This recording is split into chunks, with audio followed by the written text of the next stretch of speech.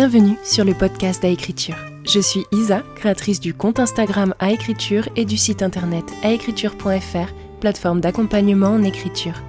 Dans ces épisodes, on se parle méthode d'écriture, quotidien d'auteur, blocage et réussite. Mon but ? Vous rassurer, vous donner mes tips et vous booster à finir votre roman.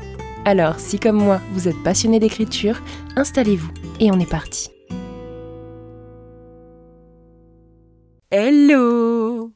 J'espère que vous allez bien, que vous êtes en forme, parce que c'est parti pour l'épisode 10 et... quel épisode ! C'est un sujet qui m'a souvent été demandé et qui, tout comme l'articulation du dialogue, demande qu'on se penche un petit peu plus dessus qu'à travers un simple post Instagram. D'ailleurs, n'hésitez pas à rejoindre la page Aécriture si ce podcast vous plaît. Comment tisse-t-on les arcs narratifs de notre roman ? Comment arriver à créer l'intrigue ? Essayons de démêler cela ensemble. Déjà, la petite différence entre les deux pour ceux que je pourrais perdre dès le départ. L'intrigue, c'est l'histoire principale de votre roman. Elle est souvent liée à l'arc narratif de votre personnage principal, mais pas seulement. Par exemple, l'intrigue d'Harry Potter à l'école des sorciers, c'est l'histoire d'un jeune garçon qui a la chance de découvrir qu'il est un sorcier, et cette histoire se développe au travers de péripéties liées à sa vie à l'école de sorcellerie Poudlard, jusqu'à la confrontation pour la pierre philosophale. Pour l'instant, je crois que j'ai tout le monde. L'arc narratif d'Harry, c'est comment il va passer d'un garçon maltraité et déprécié à un héros courageux et déterminé. Il va en apprendre plus sur ses origines, découvrir qui il est et qui a tué ses parents, tout en se découvrant une nouvelle famille grâce à des amis loyaux. Maintenant qu'on sait tout ça, voyons comment on peut définir une intrigue intéressante dans un roman. Développer votre intrigue, c'est tout simplement l'idée de développer une progression logique et émotionnelle en traitant les arcs narratifs de chacun de vos personnages. Cette façon de voir les choses me vient de ce que j'ai pu lire, des différentes formations que j'ai suivies.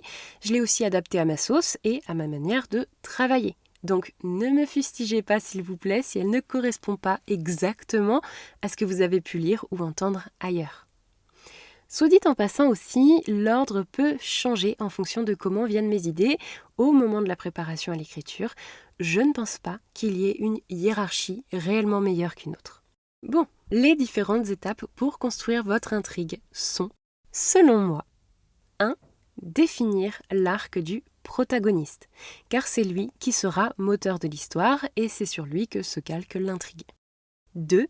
Structurer l'intrigue autour d'étapes clés, des pivots et des péripéties pour rythmer les phases d'apprentissage de votre héros. 3. Les arcs des persos secondaires, bons ou méchants, pour donner du corps au texte, créer des sous-intrigues et densifier le voyage du héros. 4. Définir des points de tension. On donne des points de tension, de conflits internes et externes à différents moments du roman pour pousser le héros et ses compagnons à se dépasser, à prendre conscience de choses ou à rejeter d'anciennes croyances. Cela peut l'aider ou le détruire, suivant le moment de votre récit. 5. La fin. La plupart des histoires proposent une transformation du héros. Comme on l'a vu dans Harry Potter, qui passe d'un garçon malmené à un héros courageux, c'est souvent l'intensité du climax et de cette transformation qui vont marquer le lecteur. Mais ce n'est pas la seule possibilité. Alors, ce que je vous propose maintenant, c'est de rentrer un peu plus dans le détail de ce décortiquage narratif. Premièrement, l'arc du protagoniste.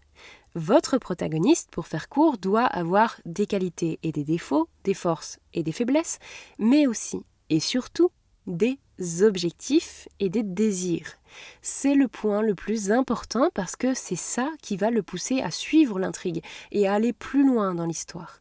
Alors, vous pouvez tenter le coup du personnage participant malgré lui, mais ça demande quand même une certaine virtuosité, car le lecteur peut avoir du mal à suivre émotionnellement un perso qui n'a aucune envie d'accomplir sa quête ou qui n'est jamais moteur de ce qui lui arrive.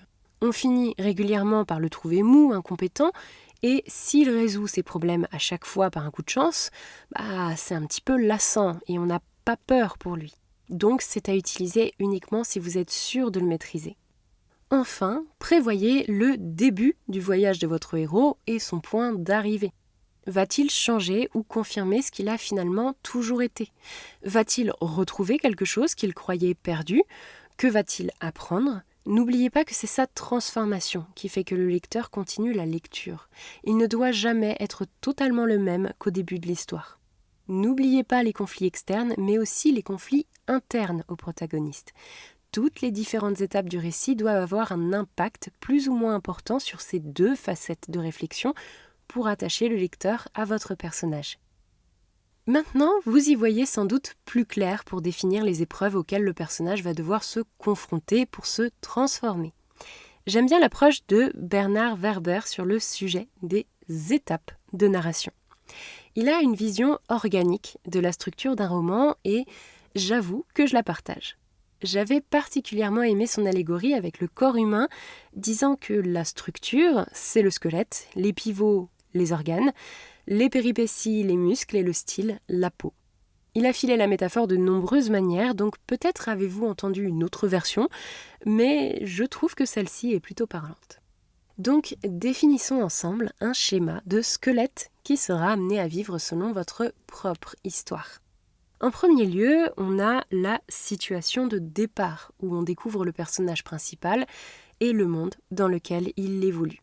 On a ensuite un élément déclencheur qui sera aussi appelé votre premier pivot. C'est ce qui change le cours de l'histoire pour votre héros. Imaginez qu'il allait tranquillement dans une direction et que, pouf, il doit changer ses plans. C'est là qu'il entame son fameux voyage. On est donc dans le corps réel du roman maintenant. On est dans la suite des péripéties et de pivots qui vont démêler l'histoire jusqu'au point de non-retour où le personnage prend une décision drastique et irréversible qui le mène au climax. Le climax, c'est le dernier pivot, la bataille finale, la grande révélation, le point culminant de votre récit. La tension est alors à son comble, on attend la résolution et on tremble pour le héros. Sa vie, ses valeurs, tout son monde est en danger, c'est la confrontation. Qu'elle soit uniquement morale ou qu'il s'agisse d'une guerre interstellaire, à vous de voir. Vous avez maintenant la résolution, où on voit à quel point le héros a changé et va pouvoir s'en sortir grâce aux différentes épreuves qu'il a traversées pour arriver jusqu'ici. Alors, vous pouvez aussi tuer votre héros ici ou le faire échouer, mais il faut qu'il prenne conscience de tout ce qu'il a appris. Alors, la résolution, ce n'est pas vraiment un moment particulier. C'est plutôt le climax du climax d'un point de vue narratif. C'est votre dernier pivot qui doit résoudre les dernières questions en suspens. Enfin, vous avez le nouvel état. C'est la situation finale, le prologue, ce qui permet de donner une fin réelle à votre histoire. Toutes ces étapes sont à moduler selon votre convenance, mais elles doivent être constitutives de votre intrigue. Le nombre de rebondissements, de pivots exacts, c'est à vous de le décider, selon les besoins de votre histoire et le rythme que vous voulez imposer au lecteur. Selon le genre littéraire dans lequel vous écrivez, vous n'écrirez pas tout ça de la même façon, ni avec autant de frénésie ou d'introspection. C'est à vous de voir ce qui correspond à ce que vous voulez écrire et si ça rentre dans les codes du genre, dans le cas où vous souhaiteriez être publié. Pour pouvoir planifier ces différentes étapes en amont de l'écriture ou vérifier que vous avez une structure stable lors de la réécriture, je vous propose une petite série de questions relatives aux étapes clés. 1. Quelle est la séquence d'événements qui compose votre intrigue principale? 2. Comment font-ils évoluer l'arc du personnage principal? 3. Quelles sont les sous-intrigues et leurs étapes? 4. Qu'apportent-elles au perso principal et au perso secondaire? 5. Y a-t-il bien une alternance entre des moments de tension et des moments de relâchement tout au long de votre récit? 6. Ce rythme va-t-il crescendo avec une intensification des moments de tension à l'approche du climax? Après avoir confirmé ces points, vous avez de bonnes chances d'avoir une intrigue efficace. Je veux maintenant revenir sur le concept de tension et de point de conflit. Alors, on vient de le voir, les moments de tension sont hyper importants dans la structure narrative. Mais qu'est-ce qu'on entend vraiment par point de tension ou point de conflit? Eh bien, il s'agit de tous les conflits internes, externes et interpersonnels de votre histoire. Un conflit interne, c'est une lutte émotionnelle et ou psychologique de votre personnage. Il est souvent lié à ses faiblesses ou à ses peurs et ne peut qu'être résolu en le dépassant ou en trouvant une solution. Un conflit externe, c'est un obstacle physique ou une confrontation avec un antagoniste qui se dresse contre le héros. Là, souvent, il y a combat, qu'il soit physique, cérébral contre la montre ou émotionnel. Enfin, un conflit interpersonnel, c'est une tension avec d'autres personnages de votre histoire. Par exemple, une amitié qui se déchire, un secret qui éclate, un trickster qui fait son trickster, bref, tout ce qui n'est pas l'antagoniste, mais qui force votre héros à remettre quelque chose en cause ou à apprendre quelque chose via les autres. Bien, ça en fait du boulot, hein. Mais on n'a pas encore tout à fait terminé. Voici encore quelques petites questions qui peuvent vous aider à gérer vos persos secondaires, ainsi que les sous-intrigues qui leur sont liées. Quel est l'arc narratif de chaque personnage secondaire ? L'arc n'a pas nécessairement besoin d'être autant travaillé que celui du héros, mais il faut que celui-ci évolue et qu'il se mette face à ses peurs pour accomplir son désir. Quelle sous-intrigue est liée à chaque personnage secondaire ? Comment cela impacte-t-il le héros ? Vos interactions entre les personnages sont-elles suffisamment naturelles pour bien faire progresser le récit ?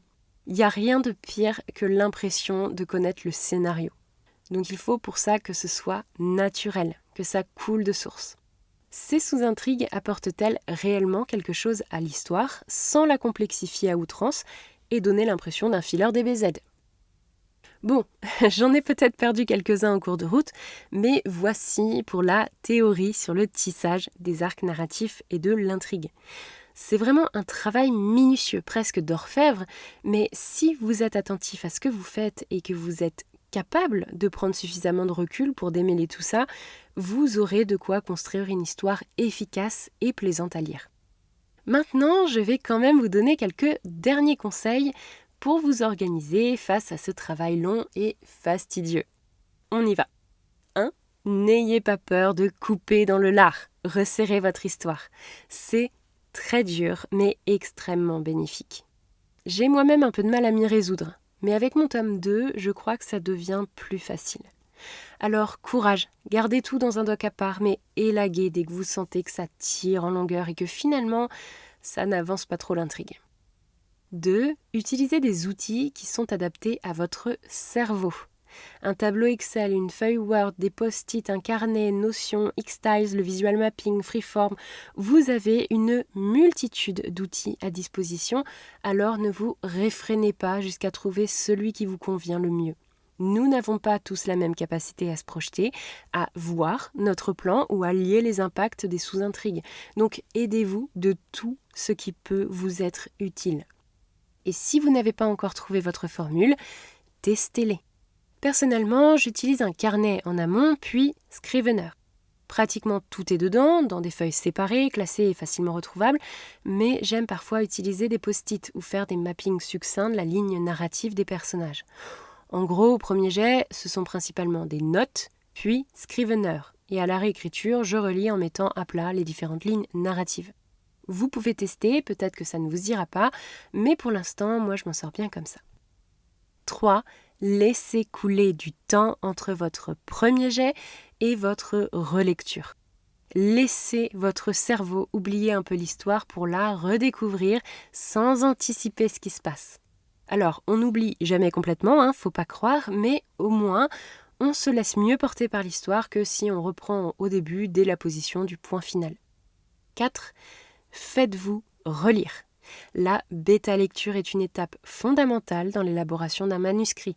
Elle est non négociable si vous comptez soumettre votre roman à une maison d'édition, mais elle est également très appréciable si vous écrivez pour vous. Cela permet à un cerveau et à une sensibilité qui ne sont pas les vôtres de tester la cohérence de votre intrigue et la crédibilité, la vraisemblance de vos arcs narratifs. Voilà, vous êtes maintenant incollable sur la structure d'un récit. N'hésitez pas à me faire part de vos remarques ou questions sur Instagram, je serai ravie d'en discuter avec vous. Moi, je vous dis merci de m'avoir écouté. J'espère que cet épisode vous aura aidé à définir votre intrigue. Et si c'est le cas, soutenez-moi en m'offrant un café à l'adresse buymeacoffee.com/aécriture et soutenez le podcast en laissant une note sur votre application préférée, en vous abonnant si ce n'est pas déjà fait et en partageant cet épisode. Si vous voulez encore plus de contenu sur l'écriture et la vie d'écrivain, c'est une étape importante pour la pérennité de ce podcast et du compte Insta. Sur ce, on se retrouve bientôt pour un prochain épisode. En attendant, c'était Isa d'Aécriture. Amour sur vous et écrivez bien.